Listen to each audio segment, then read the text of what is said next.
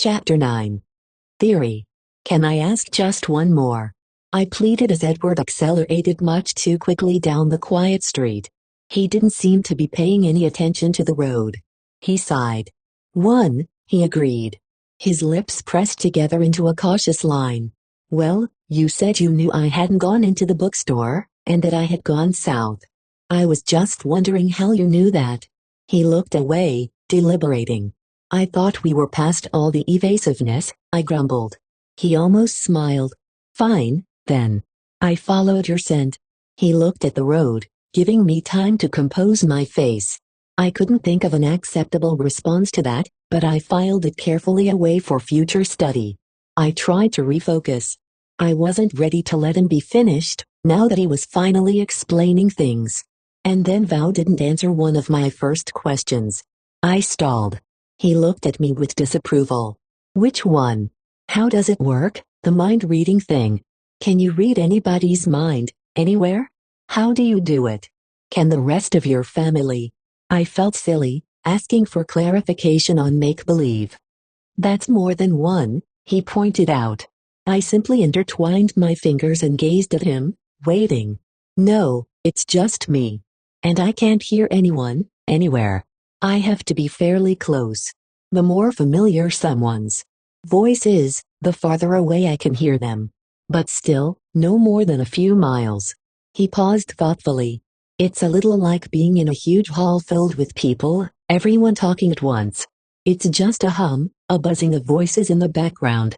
Until I focus on one voice, and then what they're thinking is clear.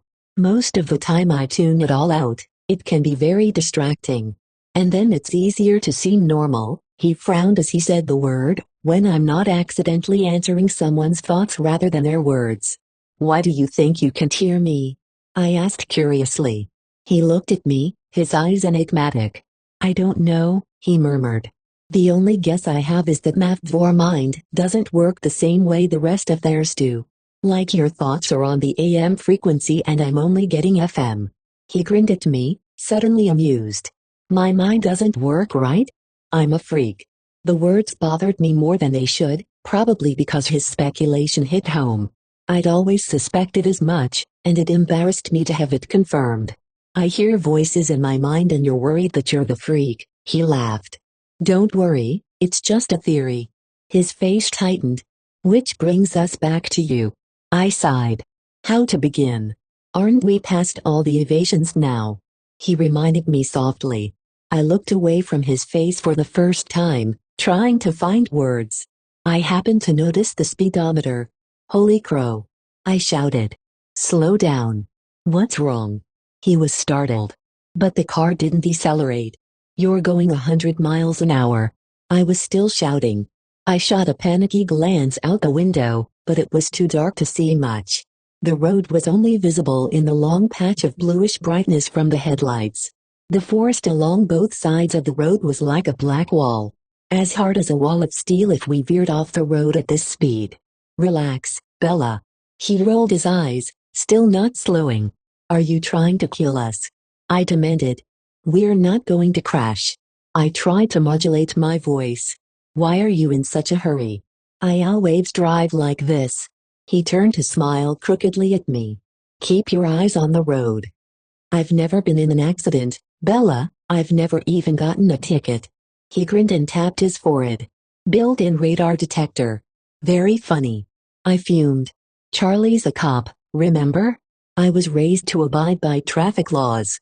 Besides, if you turn us into a Volvo pretzel around a tree trunk, you can probably just walk away. Probably, he agreed with a short, hard laugh. But you can't. He sighed, and I watched with relief as the needle gradually drifted toward 80. Happy. Almost. I hate driving slow, he muttered. This is slow. Enough commentary on my driving, he snapped. I'm still waiting for your latest theory. I bit my lip. He looked down at me, his honey eyes unexpectedly gentle. I won't laugh, he promised. I'm more afraid that you'll be angry with me. Is it that bad? Pretty much, yeah. He waited. I was looking down at my hands, so I couldn't see his expression. Go ahead. His voice was calm. I don't know how to start. I admitted. Why don't you start at the beginning? You said you didn't come up with this on your own. No. What got you started? A book? A movie? He probed. No, it was Saturday, at the beach. I risked a glance up at his face. He looked puzzled. I ran into an old family friend, Jacob Black, I continued. His dad and Charlie have been friends since I was a bab. He still looked confused. His dad is one of the Quileute elders. I watched him carefully. His confused expression froze in place. We went for a walk. I edited all my scheming out of the story and he was telling me some old legends. Trying to scare me, I think. He told me one. I hesitated. Go on, he said. About vampires. I realized I was whispering. I couldn't look at his face now. But I saw his knuckles tighten convulsively on the wheel. And you immediately thought of me. Still calm. No. He mentioned your family. He was silent, staring at the road. I was worried suddenly, worried about protecting Jacob. He just thought it was a silly superstition, I said quickly. He didn't expect me to think anything of it. It didn't seem like enough, I had to confess. It was my fault, I forced him to tell me. Why? Lauren said something about you, she was trying to provoke me. And an older boy from a tribe said your family didn't come to the reservation, only it sounded like he meant something different. So I got Jacob alone and I tricked it out of him, I admitted, hanging my head. He startled me by laughing. I glared up at him. He was laughing, but his eyes were fierce, staring ahead. Tricked him how? He asked. I tried to flirt, it worked better than I thought it would. Disbelief colored my tone as I remembered. I'd like to have seen that. He chuckled darkly. And you accused me of dazzling people, poor Jacob. Black. I blushed and looked out my window into the night. What did you do then? He asked after a minute. I did some research on the internet. And did that convince you? His voice sounded barely interested. But his hands were clamped hard onto the steering wheel. No. Nothing fit. Most of it was kind of silly. And then. I stopped. What? I decided it didn't matter, I whispered. It didn't matter. His tone made me look up. I had finally broken through his carefully composed mask. His face was incredulous, with just a hint of the anger I'd feared. No, I said softly. It doesn't matter to me what you are. A hard, mocking edge entered his voice. You don't care if I'm a monster? If I'm not human? No. He was silent, staring straight ahead again. His face was bleak and cold. You're angry, I sighed. I shouldn't have said anything. No, he said, but his tone was as hard as his face. I'd rather know what you're thinking, even if what you're thinking is insane. So I'm wrong again. I challenged. That's not what I was referring to. It doesn't matter. He quoted, gritting his teeth together. I'm right. I gasped. Does it matter? I took a deep breath. Not really. I paused. But I am curious. My voice, at least, was composed. He was suddenly resigned. What are you curious about? How old are you? 17, he answered promptly. And how long have you been 17? His lips twitched as he stared at the road. A while, he admitted at last.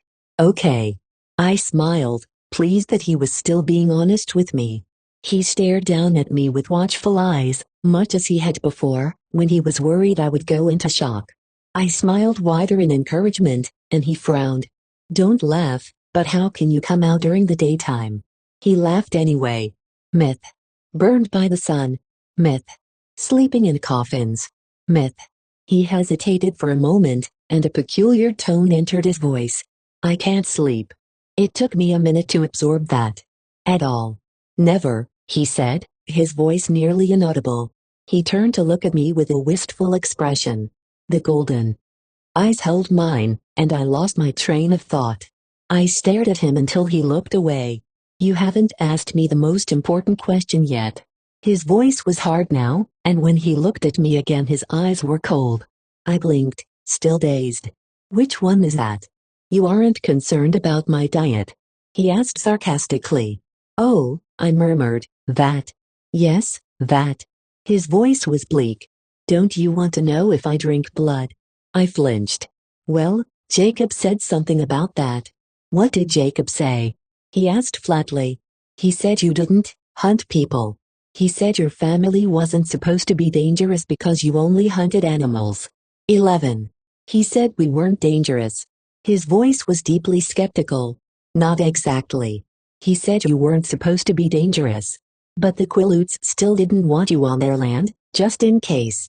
He looked forward, but I couldn't tell if he was watching the road or not. So was he right? About not hunting people. I tried to keep my voice as even as possible. The Quiloots have a long memory, he whispered. I took it as a confirmation.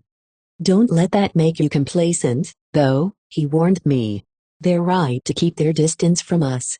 We are still dangerous. I don't understand. We try, he explained slowly. We're usually very good at what we do. Sometimes we make mistakes. Me, for example, allowing myself to be alone with 11. You. This is a mistake. I heard the sadness in my voice, but I didn't know if he could as well. A very dangerous one, he murmured. We were both silent then. I watched the headlights twist with the curves of the road. They moved too fast, it didn't look real, it looked like a video game. I was aware of the time slipping away so quickly, like the black road beneath us, and I was hideously afraid that I would never have another chance to be with him like this again, openly, the walls between us gone for once. His words hinted at an end, and I recoiled from the idea. I couldn't waste 1 minute I had with him. Tell me more, I asked desperately, not caring what he said, just so I could hear his voice again. He looked at me quickly, startled by the change in my tone. What more do you want to know? Tell me why you hunt animals instead of people, I suggested, my voice still tinged with desperation. I realized my eyes were wet, and I fought against the grief that was trying to overpower me. I don't want to be a monster. His voice was very low. But animals aren't enough. He paused. I can't be sure, of course, but I'd compare it to living on tofu and soy milk. We call ourselves vegetarians, our little inside joke. It doesn't completely satiate the hunger, or rather thirst. But it keeps us strong enough to resist. Most of the time. His tone turned ominous. Sometimes it's more difficult than others. Is it very difficult for you now? I asked. He sighed. Yes. But you're not hungry now, I said confidently, stating, not asking. Why do you think that? Your eyes. I told you I had a theory. I've noticed that people, men in particular, are crabbier when they're hungry. He chuckled. You are observant, aren't you? I didn't answer, I just listened to the sound of his laugh, committing it to memory. Were you hunting this weekend, with Emmett? I asked when it was quiet again. Yes. He paused for a second, as if deciding whether or not to say something. I didn't want to leave, but it was necessary. It's a bit easier to be around you when I'm not thirsty. Why didn't thou want to leave? It makes me anxious to be away from you. His eyes were gentle but intense, and they seemed to be making my bones turn soft. I wasn't joking when I asked you to try not to fall in the ocean or get run over last Thursday. I was distracted all weekend, worrying about you. And after what happened tonight, I'm surprised that you did make it through a whole weekend unscathed. He shook his head, and then seemed to remember something. Well, not totally unscathed. What? Your hands, he reminded me. I looked down at my palms, at the almost healed scrapes across the heels of my hands. His eyes missed nothing. I fell, I sighed. That's what I thought. His lips curved up at the corners. I suppose, being you, it could have been much worse, and that possibility tormented me the entire time I was away. It was a very long 3 days. I really got on Emmett's nerves. He smiled ruefully at me. 3 days? Didn't you just get back today? No, we got back Sunday. Then why weren't any of you in school? I was frustrated, almost angry as I thought of how much disappointment I had suffered because of his absence. Well, you asked if the sun hurt me, and it doesn't. But I can't go out in the sunlight, at least, not where anyone can see. Why? I'll show you sometime, he promised. I thought about it for a moment. You might have called me, I decided. He was puzzled. But I knew you were safe. But I didn't know where you were. I hesitated, dropping my eyes. What? His velvety voice was compelling. I didn't like it. Not seeing you. It makes me anxious, too. I blushed to be saying this out loud. He was quiet. I glanced up, apprehensive, and saw that his expression was pained. He groaned quietly. This is wrong. I couldn't understand his response. What did I say? Don't you see, Bella? It's one thing for me to make myself miserable, but a wholly other thing for you to be so involved. He turned his anguished eyes to the road, his words flowing almost too fast for me to understand. I don't want to hear that you feel that way. His voice was low but urgent. His words cut me. It's wrong. It's not safe. I'm dangerous, Bella, please, grasp that. No. I tried very hard not to look like a sulky child. I'm serious, he growled. So am I. I told you, it doesn't matter what you are. It's too late. His voice whipped out, low and harsh. Never say that. I bit my lip and was glad he couldn't know how much it hurt. I stared out at the road. We must be close now. He was driving much too fast. What are you thinking? He asked, his voice still raw. I just shook my head, not sure if I could speak. I could feel his gaze on my face, but I kept my eyes forward. Are you crying? He sounded appalled. I hadn't realized the moisture in my eyes had brimmed over. I quickly rubbed my hand across my cheek, and sure enough, traitor tears were there, betraying me. No, I said, but my voice cracked. I saw him reach toward me hesitantly with his right hand, but then he stopped and placed it slowly back on the steering wheel. I'm sorry. His voice burned with regret. I knew he wasn't just apologizing for the words that had upset me. The darkness slipped by us in silence. Tell me something, he asked after another minute, and I could hear him struggle to use a lighter tone. Yes. What were you thinking tonight, just before I came around the corner? I couldn't understand your expression. You didn't look that scared, you looked like you were concentrating very hard on something. I was trying to remember how to incapacitate an attacker, you know, self-defense. I was going to smash his nose into his brain. I thought of the dark-haired man with a surge of hate. You were going to fight them. This upset him. Didn't you think about running? I fall down a lot when I run, I admitted. What about screaming for help? I was getting to that part. He shook his head. You were right, I'm definitely fighting fate trying to keep you alive. I sighed. We were slowing, passing into the boundaries of Forks. It had taken less than 20 minutes. Will I see you tomorrow? I demanded. Yes, I have a paper due, too. He smiled. I'll save you a seat at lunch. It was silly, after everything we'd been through tonight, how that little promise sent flutters through my stomach, and made me unable to speak. We were in front of Charlie's house. The lights were on, my truck in its place, everything utterly normal. It was like waking from a dream. He stopped the car, but I didn't move. Do you promise to be there tomorrow? I promise. I considered that for a moment, then nodded. I pulled his jacket off, taking one last whiff. You can keep it, you don't have a jacket for tomorrow, he reminded me. I handed it back to him. I don't want to have to explain to Charlie. Oh, right. He grinned. I hesitated, my hand on the door handle, trying to prolong the moment. Bella? He asked in a different tone, serious, but hesitant. Yes. I turned back to him too eagerly. Will you promise me something? Yes, I said, and instantly regretted my unconditional agreement. What if he asked me to stay away from him? I couldn't keep that promise.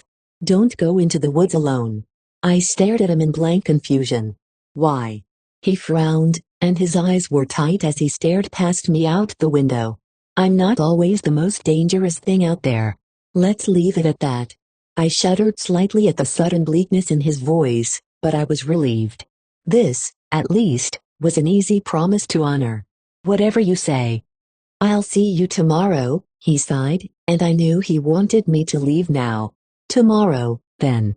I opened the door unwillingly. Bella. I turned and he was leaning toward me, his pale, glorious face just inches from mine. My heart stopped beating. "Sleep well," he said. His breath blew in my face, stunning me. It was the same exquisite scent that clung to his jacket, but in a more concentrated form. I blinked, thoroughly dazed. He leaned away. I was unable to move until my brain had somewhat unscrambled itself. Then I stepped out of the car awkwardly, having to use the frame for support. I thought I heard him chuckle, but the sound was too quiet for me to be certain. He waited till I had stumbled to the front door, and then I heard his engine quietly reverend. I turned to watch the silver car disappear around the corner. I realized it was very cold. I reached for the key mechanically, unlocked the door, and stepped inside. Charlie called from the living room.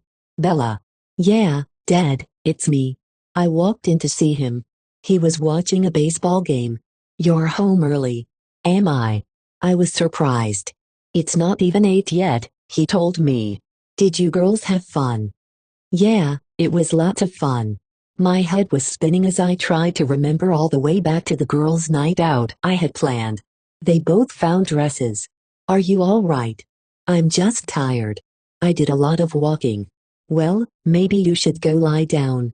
He sounded concerned. I wondered what my face looked like. "I'm just going to call Jessica first." "Weren't you just with her?" he asked, surprised. "Yes, but I left my jacket in her car. I want to make sure she brings it tomorrow." "Well, give her a chance to get home first." "Right," I agreed. I went to the kitchen and fell, exhausted, into a chair.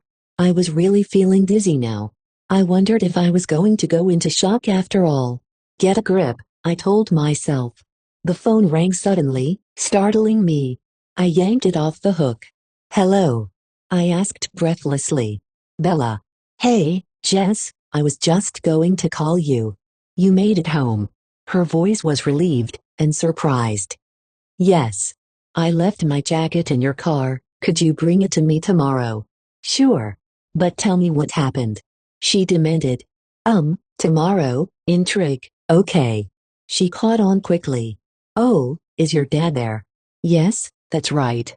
"Okay, I'll talk to you tomorrow, then. Bye." I could hear the impatience in her voice. "Bye, Jess." I walked up the stairs slowly, a heavy stupor clouding my mind. I went through the motions of getting ready for bed without paying any attention to what I was doing. It wasn't until I was in the shower, the water too hot, burning my skin, that I realized I was freezing. I shuddered violently for several minutes before the steaming spray could finally relax my rigid muscles. Then I stood in the shower, too tired to move, until the hot water began to run out. I stumbled out, wrapping myself securely in a towel, trying to hold the heat from the water in so the aching shivers wouldn't return. I dressed for bed swiftly and climbed under my quilt, curling into a ball, hugging myself to keep warm. A few small shudders trembled through me. My mind still swirled dizzily, full of images I couldn't understand, and some I fought to repress. Nothing seemed clear at first, but as I fell gradually closer to unconsciousness, a few certainties became evident. About 3 things I was absolutely positive. First, Edward was a vampire. Second, there was part of him, and I didn't know how potent that part might be, that thirsted for my blood. And third, I was unconditionally and irrevocably in love with him. Subscribe and like for more.